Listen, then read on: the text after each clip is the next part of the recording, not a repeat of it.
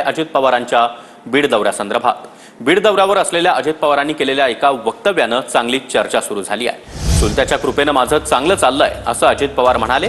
राष्ट्रवादीतल्या फुटीनंतर अजित पवारांनी शरद पवारांवर अनेक वेळा टीका केली होती, मात्र आज चुलत्याची म्हणजेच शरद पवारांची आपल्यावर कृपा असल्याचं वक्तव्य अजित पवार यांनी केलंय। चुलत्याच्या कृपेनं माझं चांगलं चाललंय असं वक्तव्य अजित पवारांनी केलंय।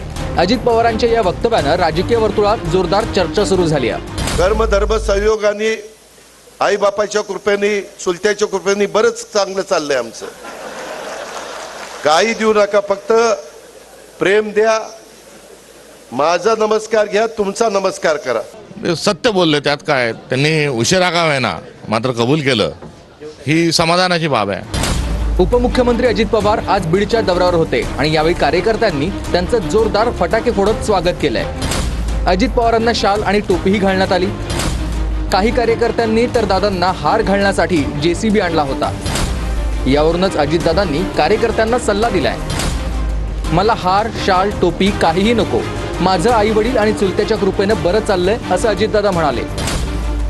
आजचे पुढारी पाया पडण्याच्या लायकीचे नाहीत असंही अजितदादांनी सांगितलं। मी जाहीरपणे सांगतो, आजचे पुढारी पाया पडण्याच्या लायकीचे नाही। ज्याच्या पाया पडतात त्याची हिस्ट्री आठवा। अरे म्हणाल मी कुणाच्या पाया पडलो, कुणाच्या पाया पडलो, आई बापाच्या पाया पडा ना, गुरूंच्या पाया पडा। आता अजितदादांचं ते असे म्हणतात की काकांच्या आशीर्वादाने माझं सगळं काही व्यवस्थित सुरू आहे, त्यामुळे राजकीय वरच्या चर्चा चांगलं आहे। मोठ्यांचे आशीर्वाद नेहमी घ्यायचे असतात, त्यामुळे काकांना आशीर्वादापुरतंच त्यांनी आता मर्यादित ठेवलं आहे, हे तुम्ही लक्षात घ्या।